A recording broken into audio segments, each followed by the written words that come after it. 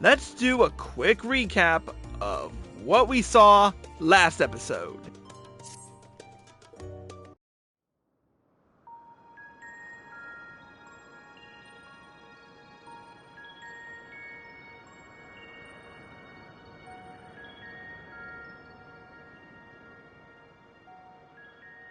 The constancy of this place never ceases to amaze me. An ocean of souls, shimmering and eternal.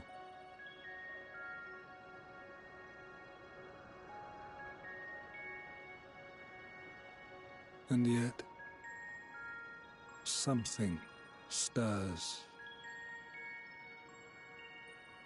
Yes. Steeped in darkness, deep as starless night. The beast hungers. Alas, I dare not investigate in earnest before the coming of my guiding star, as he foretold.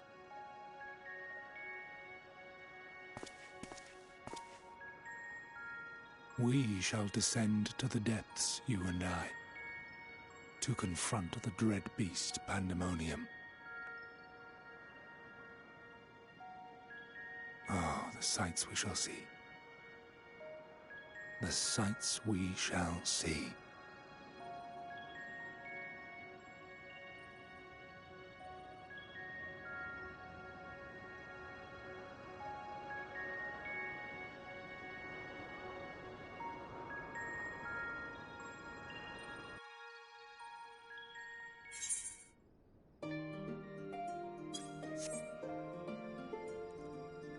Hello once again, everyone, and welcome to Kruznik's Sanctuary. I'm your host, Kruznik X. Alongside me is the lovely Arya Stormborn.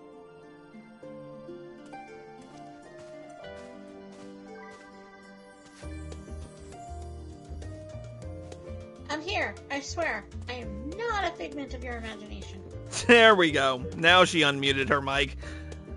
Well, you told me to. Yeah, I know. I didn't think it would take you that long to unmute. I thought you'd stay in the party chat.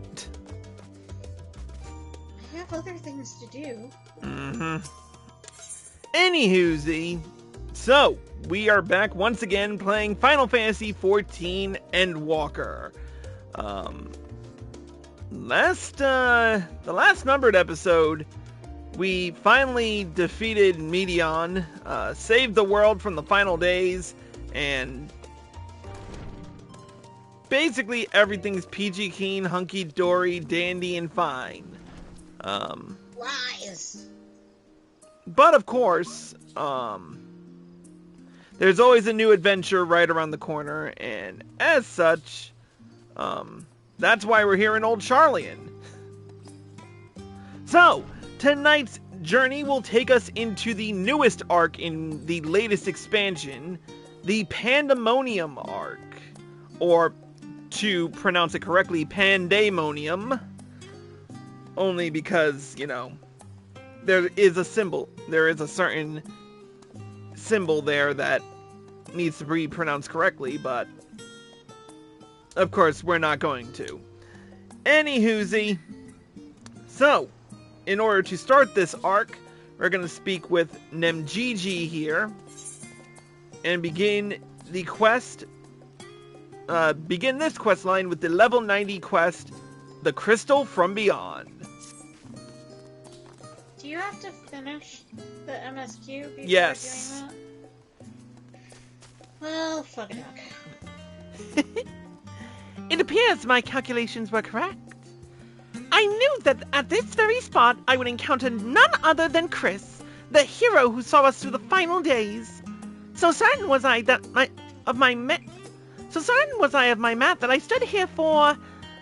Well, let's not concern ourselves with that. Or, wait. I can't tell if this Lalafell is a girl or a boy.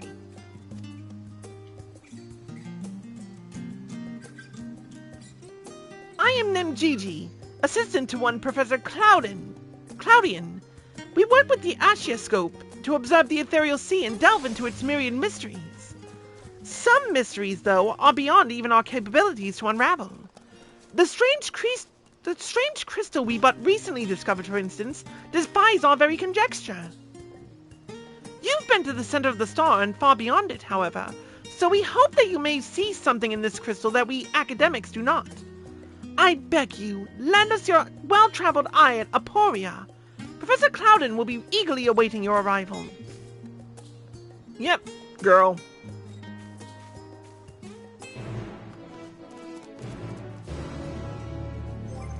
Ookie doke. Aporia is where again?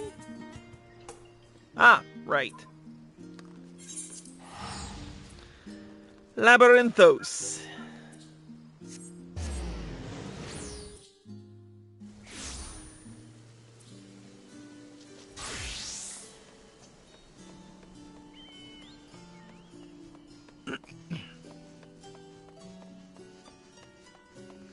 Alright.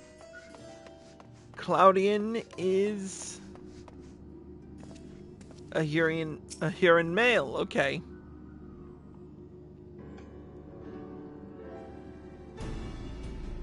Greetings, Chris, and welcome to my humble laboratory. I'm sure Nemgigi has already told you plenty about us, but allow me to introduce myself personally. I am Cloudian. Oh, whoops. I forgot to turn off auto advance before the episode started. I am Cloudian, leader of this little research collective.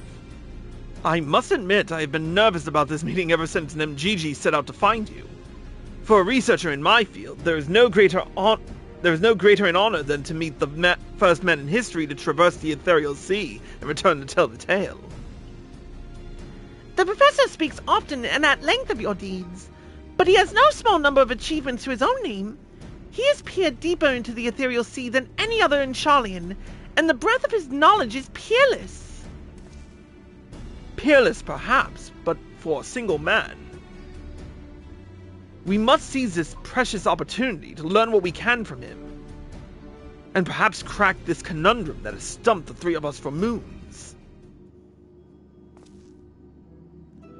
It was we who peered into the fathomless sea from the Antitower in the Dravanian hinterlands. There we spoke with Heidelin and learned of the fate that would befall this star, the final days. Soon thereafter, all research was moved to Labyrinthos, and through the Ashioscope did we continue our vigil. As impressive a work as the device is, however, it can glimpse but a fraction of the sea's infinite depths. Which brings us to the matter at hand. Not long after the Exodus was declared, we discovered an unusual crystal shard during a routine observation. It appeared before us suddenly, as if propelled to the surface by some unknown force.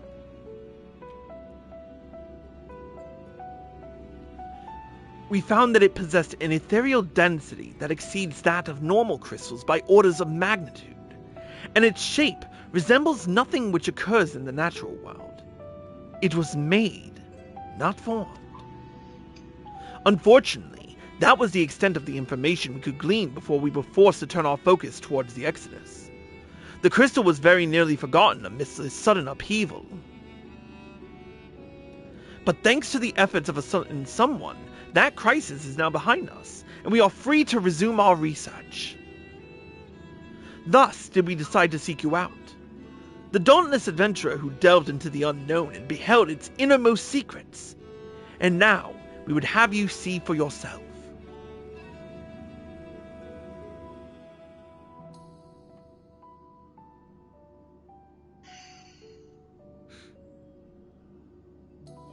Here is the crystal in question. If it resembles aught you have encountered before, even by the smallest degree, please say so.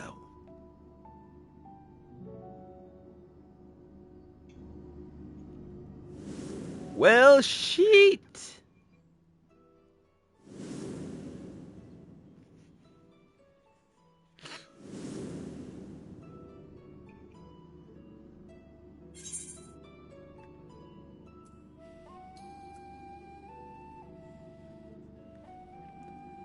Memory abides within this crystal. As I thought, you do know what this is. Please, tell me everything. Where can I begin?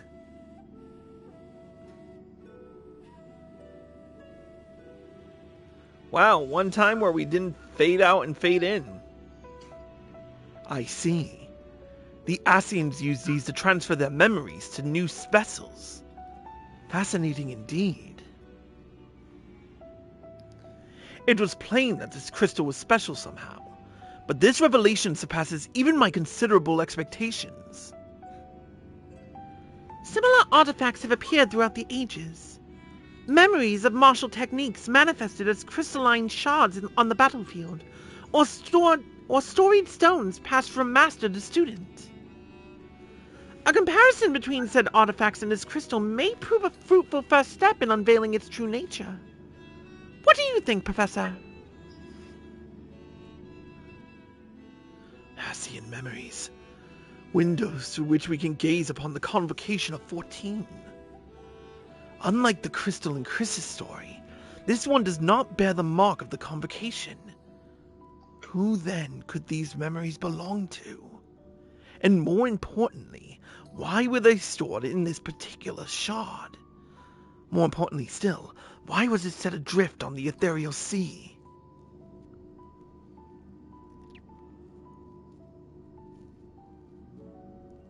Oh boy.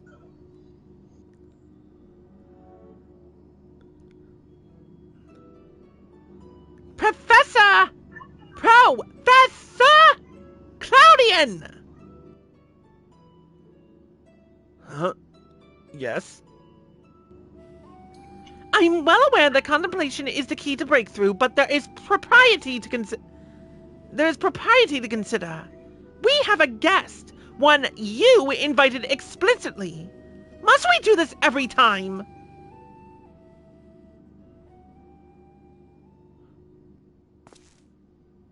What?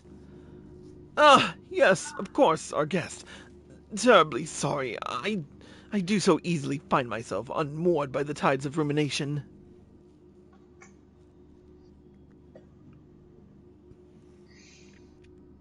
Perhaps a more, engaging use of your time with us would be for you to take up that crystal. If indeed there are memories stored within, they may reveal themselves to you upon contact. Let's see.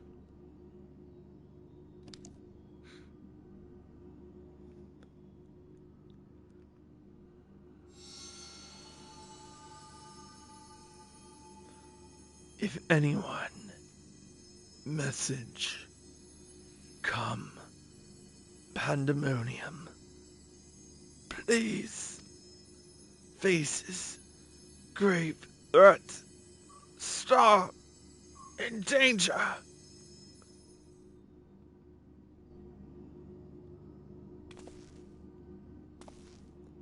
That expression does not bode well.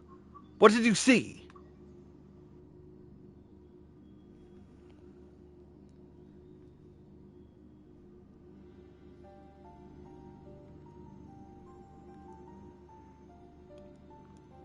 Pandemonium. 'Tis not a word I have heard before. If my knowledge of the ancient tongue serves me, it means all demons. Not a name that inspires optimism, all things considered.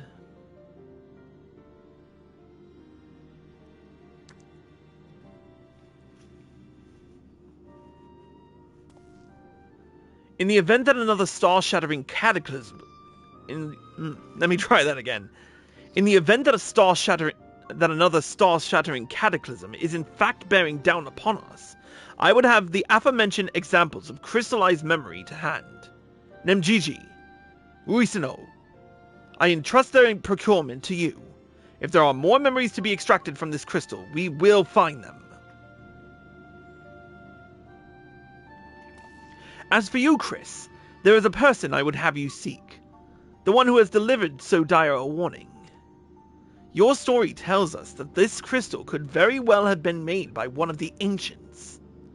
If that is the case, then discerning the nature of this pandemonium would require a trip far into the past, to an era before the Sundering. I know of only one individual capable of such a feat. The very hero who traversed time to prevent the world's doom. Yep. I must confess, the tales people tell of your adventures beggar belief, and their veracity has been a subject of much debate among my peers. After today's meeting, however, there can be no doubt in my mind that every incredible exploit is fact. So I ask you now, return to the past. Find out what and where Pandemonium is, and if we need be concerned by this message.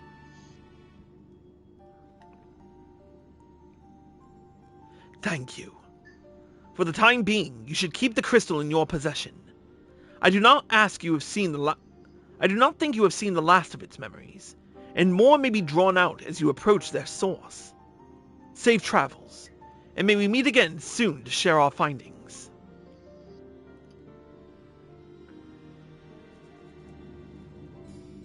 Alright. We have to head back to the Ocular. Now, which would be the cheaper trip? Mordona is 1,000. The Crystarium is just 100 cents, 100 gil more. Being the cheap bastard that I am, I'm just gonna fly to,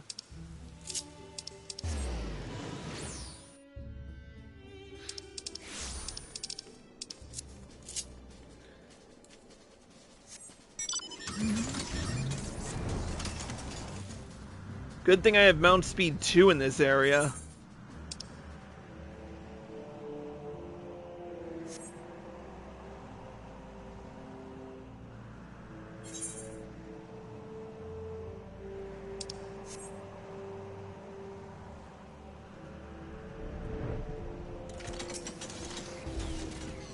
Alright. Off to the Circus Trench.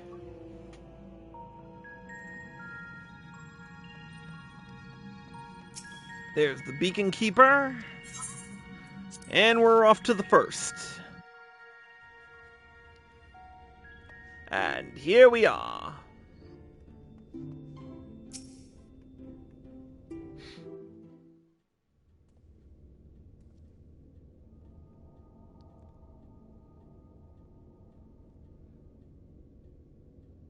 Here we go.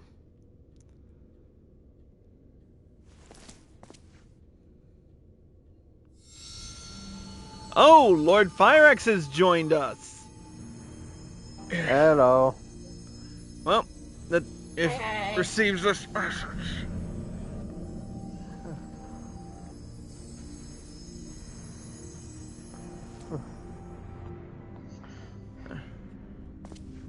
All right, through the Ocular we go again.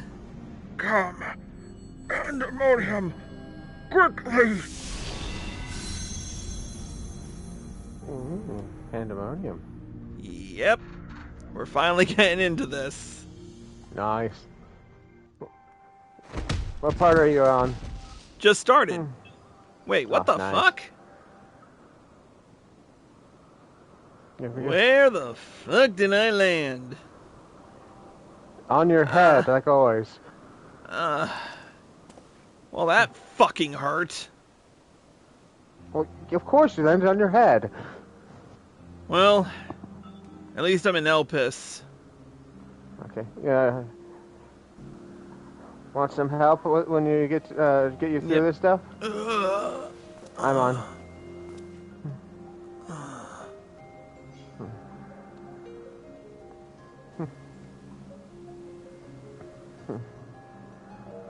Could it be?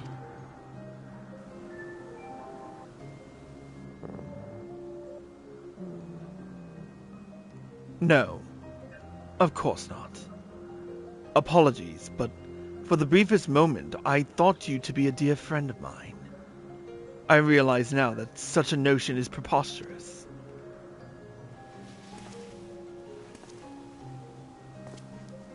So, I walk through a portal and bump into this guy. Yeah, that's great. He told me a falling star would appear before me, and I suppose you must be it. Truth be told, I did not expect the expression to be so literal.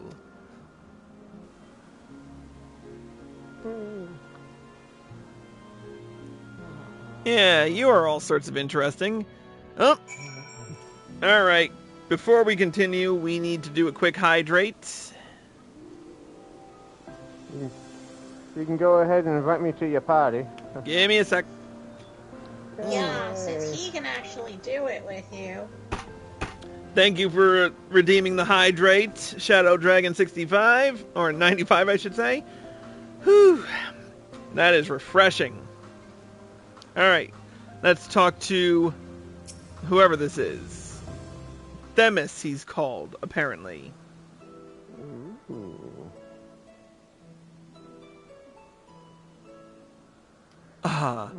Apologies for not introducing myself properly.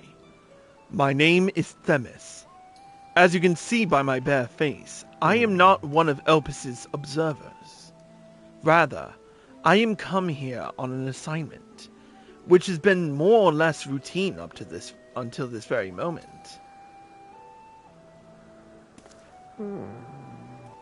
And Corlash has joined the party as well. Hail, hail, the gang's all here. Hey, Corlash, quick question. Do you have your voice shared in party chat? Probably not. Let me go to game base.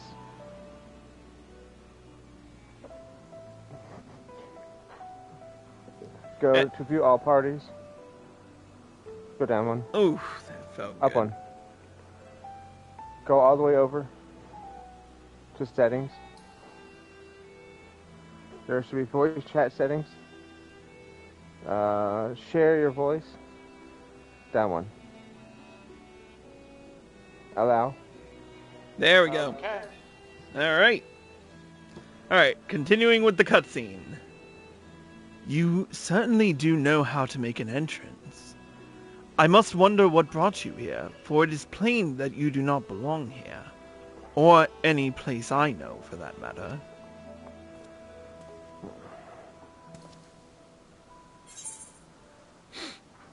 I'm Azem's familiar. I'm just gonna use that excuse. It's a good one. It appears my initial impression was not so preposterous after all. I did not know my friend had such a unique familiar at his disposal. If you are here at Azem's behest, then I believe I can hazard a guess as to your purpose. You are here to investigate Pandemonium, yes? If so, we may be able to help one another. But first, might I trouble you to explain how you came to collide with my skull? Oh, so that explains what happened.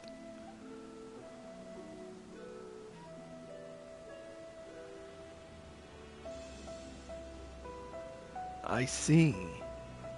I believe that dispels any major doubts I had concerning your intentions. Apologies for being so intrusive, but you must understand, this is an uncommon occurrence.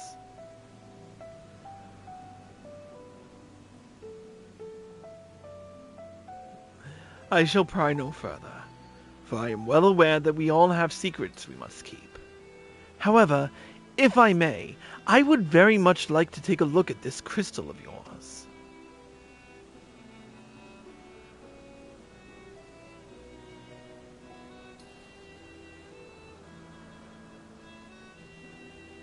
Alright, let's show it.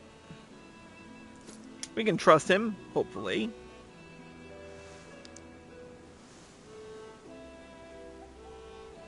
Fascinating. While I cannot say much as to what it contains, it is clear that these are memories stirring within. Memories that speak of something gravely amiss in Pandemonium.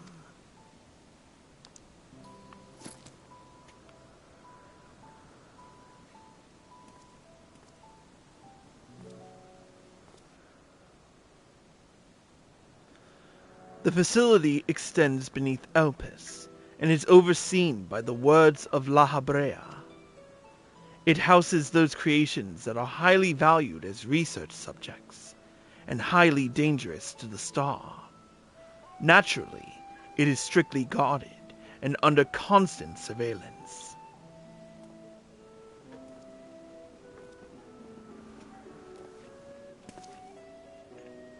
Several days ago, however, an unnatural shift in the flow of its surrounding ether was detected.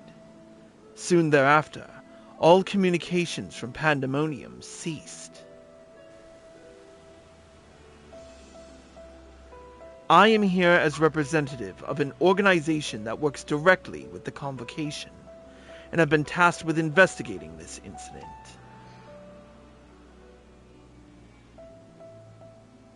Now that there is some measure of transparency between us, might I offer a suggestion as to what we should do next?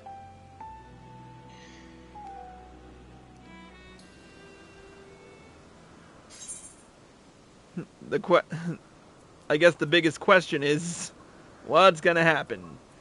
What should I take? Determination, critical hit, or direct hit rate?